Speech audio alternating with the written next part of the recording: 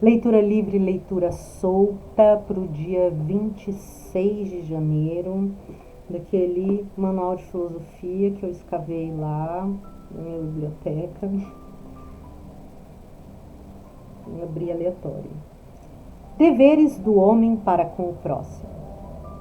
Os deveres do homem para com seus semelhantes dividem-se em deveres de justiça e deveres de caridade. Justiça é a obrigação de respeitar os direitos alheios. Caridade é a obrigação de fazer o bem ao próximo.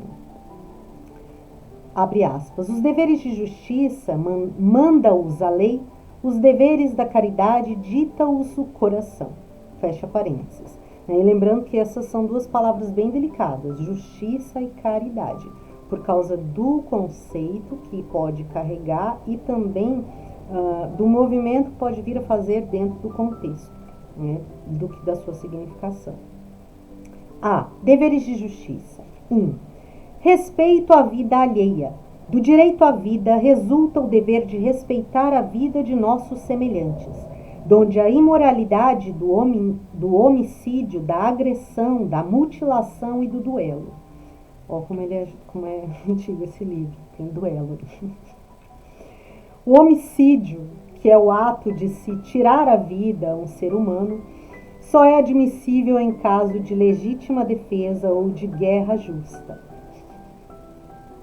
A agressão, que é a violência praticada contra a pessoa física ou a liberdade de outrem, só pode ser exercida nos casos de legítima defesa e assim mesmo nos limites estritos do prejuízo a evitar. A mutilação do corpo humano, quando não se trata de uma operação cirúrgica visando ao bem físico, é imoral. Também são condenáveis as mutilações praticadas sob o pretexto de eugenismo, pois além de violarem a integridade do ser humano e de não atingirem o fim colimado, acarretam desastrosas consequências físicas, sociais e morais. O duelo, ou combate singular, que é oriundo de uma falsa concepção de honra, é condenável, não só porque ninguém repara sua dignidade ferindo ou matando, senão também porque esta suposta reparação participa do homicídio e do suicídio. Além disso, o duelo é irracional, pois não se pode resolver uma questão de direito por meio da força bruta. 2. Respeito à liberdade alheia. Do direito à ação livre resulta o dever de respeitar a liberdade do próximo, donde a imoralidade da escravidão que transforma a pessoa em coisa, negando todos os direitos ao ser humano, ao homem. 3. Respeito ao pensamento alheio. Do direito à liberdade de pensamento resulta o dever de respeitar a opinião do próximo, donde a condenação da mentira, que é a alteração consciente e deliberada da verdade. 4. Respeito à reputação alheia. Do direito à reputação resulta o dever de respeito à reputação dos outros, donde a imoralidade da calúnia, da maledicência e do escândalo. 5. Respeito à propriedade alheia. Do direito à propriedade resulta o dever de respeitar a propriedade alheia. A justiça exige que não violemos o direito que cada um possui de guardar como seu o que legitimamente adquiriu, de usar, desfrutar e dispor do que lhe pertence, com exclusão de outrem dentro dos limites estabelecidos pela lei. 6. Respeito ao trabalho alheio. Do direito ao trabalho livre resulta o dever de respeitar o trabalho do próximo. O trabalho como exercício consciente e ordenado de uma atividade em vista de um fim a realizar tem alguma coisa da dignidade humana, não sendo, portanto, uma simples mercadoria. Ele é indispensável para que o ser humano possa conservar, entreter e melhorar sua vida, elaborando, utilizando, transformando e dirigindo as forças e os materiais que lhe fornece a natureza. O dever e o direito de viver acarretam, por conseguinte, para todo homem, para todo ser humano, o dever e o direito de trabalhar, com a inteligência ou com as mãos, e a ninguém é permitido impedi-lo, a menos que o homem se entregue a uma ocupação nociva ao outrem ou ao bem comum. B. Deveres de caridade. 1. Deveres de beneficência. Todo homem deve auxiliar e socorrer seus semelhantes, independentemente de qualquer interesse pessoal de laços de parentesco ou de coação. 2. Dever de amizade. Resulta da simpatia que pode enlaçar todos os seres humanos, todos os homens. Devemos cultivar em nosso coração e em nossa inteligência sentimentos e ideais de amizade e de benevolência para com todos os nossos semelhantes. A afeição especial que nos liga aos nossos amigos nos impõe o dever de compartilhar das duas dores, das suas alegrias, das suas ideias, quando elevadas e dignas. 3. Dever da solidariedade. Sendo o bem comum o bem de todos, existe uma interdependência natural de interesses entre todos os membros da comunidade. Daí o dever do homem de contribuir na medida de suas forças para o bem do próximo, renunciando ao próprio interesse quando este colidir com o interesse e bem-estar da coletividade.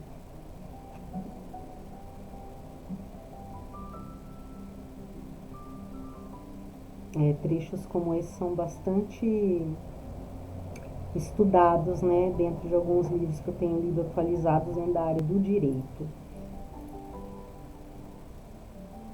Sobre essa questão do interesse, o que seria o bem-estar da coletividade, aquelas ideias de a vontade do povo e ter que fazer a vontade do povo, mas até que ponto o povo é preparado intelectualmente para saber até daquilo que de fato precisa, né, em certos grupos, em certas instâncias. Então isso coloca assim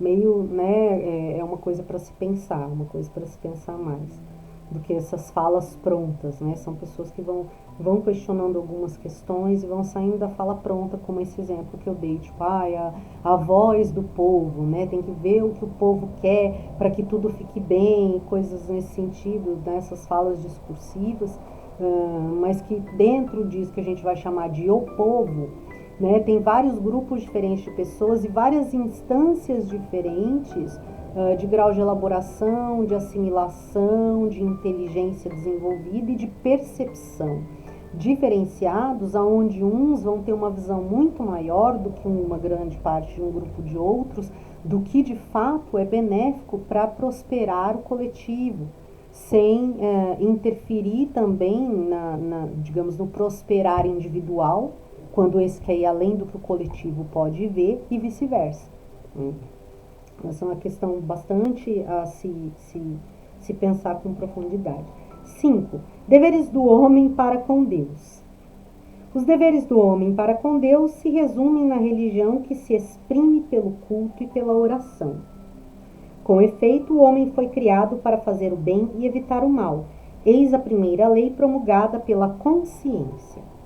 Ora, como diz Jolivet, abre aspas, um bem excelente entre todos é a ordem moral, em virtude da qual todo ser dotado de razão é submetido ao seu autor, cuja perfeição suprema ele reconhece e procura imitar na medida de sua natureza e de suas possibilidades. Todos os deveres da religião convergem, por conseguinte, para o respeito e amor de Deus, Criador de todas as coisas e modelo eterno e absoluto de toda a perfeição. Né? E hoje, na nossa atualidade, nós já não estamos tanto nessa questão, não que não estejam todos, mas nessa ideia de se resume uma definição bastante restrita. Se resume na religião que se exprime pelo culto e pela oração. Mas como nós temos muitas coisas que trazem um conceito de Deus hoje muito mais ampliado, né, do que aquele ente hominídeo projetado num lugar longínquo, então essa definição ela já está bastante aquém, podemos considerar, né, atualizando para os nossos dias e trazendo outras questões, né, para se pensar, porque a gente está falando de um livro que, um trecho aqui onde se faziam ainda duelos. Então fica esse trecho para o dia 26 de janeiro.